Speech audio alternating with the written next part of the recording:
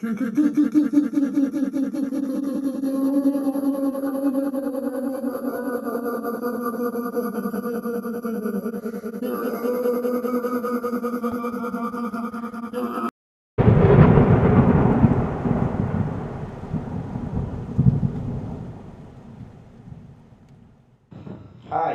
Assalamualaikum. Bertemu lagi kita di dalam kisah-kisah seram. Kisah seram aku kali ini adalah sebuah kisah seram, iaitu kisah yang pernah terjadi daripada seseorang yang telah mengirimkan kisah mistik ataupun kisah seram kepada diriku. Kisah ini terjadi pada tahun 2009 ataupun di antara tahun 2010. Kisah ini adalah kisah yang telah terjadi kepada seseorang yang berasal daripada Indonesia. Dan aku mau membaca kisahnya untuk para pendengar. Semoga anda semua terhibur dengan kisah yang akan aku sampaikan kepada anda. Jangan lupa subscribe, share, like dan juga komen. Semoga anda semua berada dalam keadaan yang sihat, dirahmati oleh Allah, diberikan rezeki dan dipanjangkan umur, insya-Allah. Semasa anda mendengar kisah seram ini, yang mana yang baik jadikan tauladan, yang buruk buanglah jauh-jauh. Salam kenal. Namaku Ila. Aku suka sekali membaca buku ataupun kisah-kisah seram. Pokoknya kalau ada waktu, pasti aku akan baca. Setelah aku fikir, ternyata aku punya satu kisah mistik, tapi ada sedihnya juga. Okey, ini cerita pertamaku. Aku lupa antara tahun 2009 atau tahun 2010. Ya, itu waktu pertama kali aku kerja setelah lulus SMK.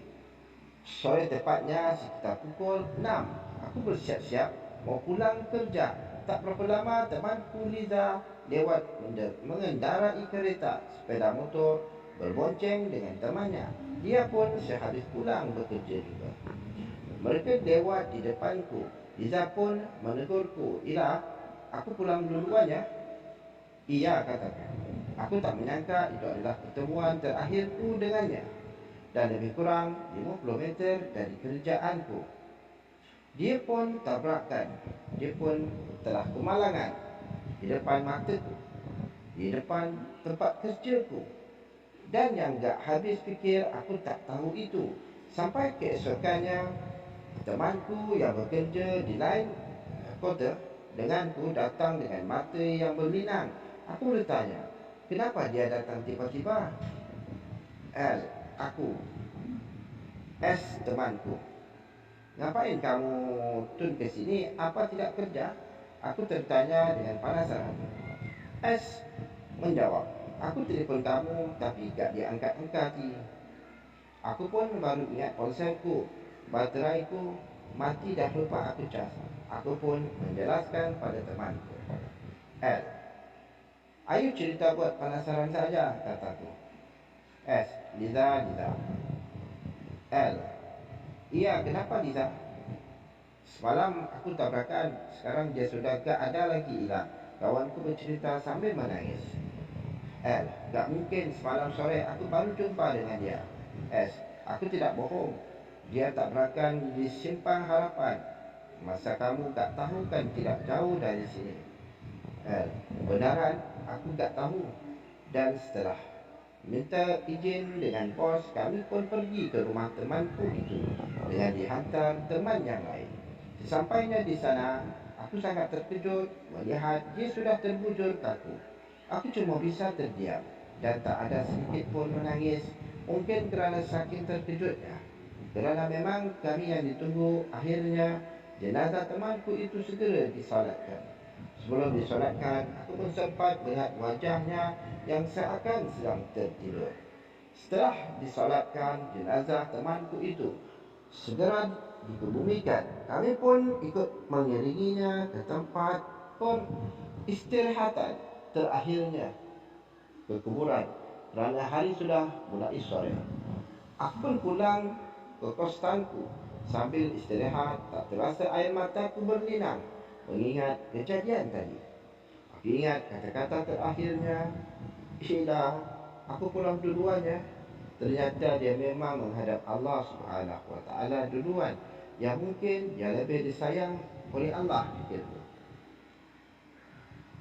Tak terasa jam sudah menunjukkan pukul 12.35 kurang lebih. Aku pun sudah mulai ngantuk, tapi hawanya yang tadinya panas berubah jadi dingin. Sampai-sampai bulu kudukku merinding. Aku coba tenang. By the way, aku di kamar kok sendirian loh. Tapi lama kelamaan hati gak enak. Perasaanku kok ada yang datang. Tetap aku coba tenang. Dalam hati aku berpikir mungkin arwah temanku datang di sini untuk menemuiku. Tapi lama kelamaan aku mulai gak tahan. Ya, dia pun teman, tapi dia kan sudah gak ada lagi pikirku. Dan aku pun melompat dari tempat tidurku menuju kamar ibu kosku. Aku pun mengetuk pintu kamarnya. Tidak lama dibukakan olehnya dan bertanya, "Kamu kenapa?" "Tidak apa-apa," jawabku. "Cuma berinding saja di kamar sendirian." "Mungkin dia datang menemuimu," kata ibu. Dan aku pun tertidur dengan ibuku. Malam berikutnya sudah tidak ada yang aneh-aneh lagi. Mungkin dia cuma mau sampai. Sekarang pun aku sesekali mimpikan dia dengan tak ada satu kata pun terucap dari bibirnya. Di dalam mimpi dia cuma tersenyum. Mungkin dia bahagia di sana. Maaf untuk temanku almarhumah Adidah. Aku sedikit menceritakan tentang kita. Semoga kamu bahagia di sana. Dan aku tahu kamu orang yang baik. Maaf agak belum pecahan ceritanya. Maklum pakai ponsel. Dan maaf juga bila tak seram. Terima kasih. Itulah kisah seram yang diceritakan oleh ataupun yang telah dikirimkan kepadaku. Semoga anda semua terhibur dengan kisah seram ini. Dan ada satu cerita kisah seram lagi, iaitu kisah roh itu bebas. Ini pun kisah yang telah dikirimkan, yang cukup namanya sebagai Naked. Apa yang akan saya ceritakan adalah kisah nyata. Saat-saat liburan, kenalkan dari kelas 3 ke kelas 4.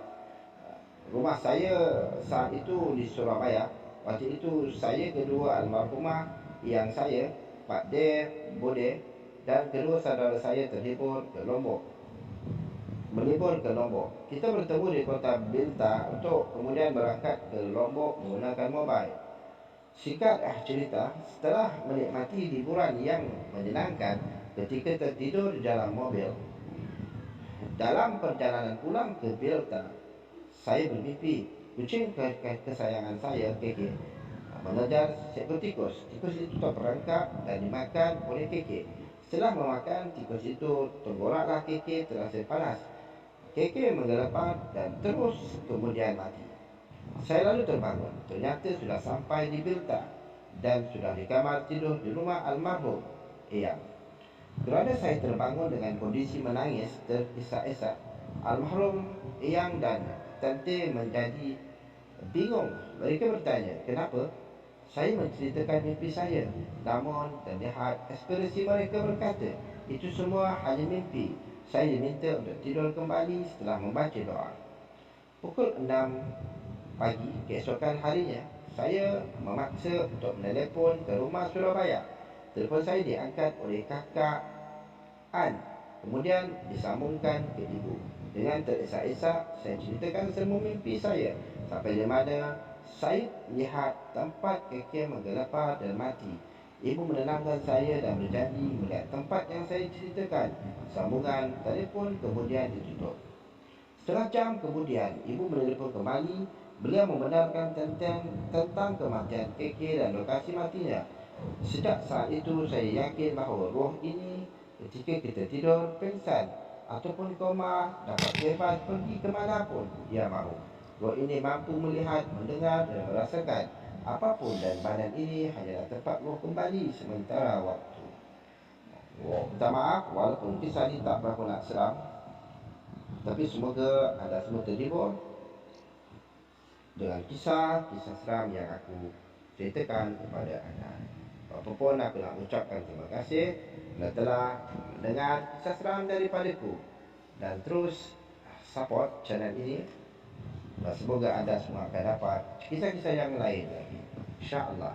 Apapun, aku nak ucapkan Assalamualaikum dan selamat bertemu lagi.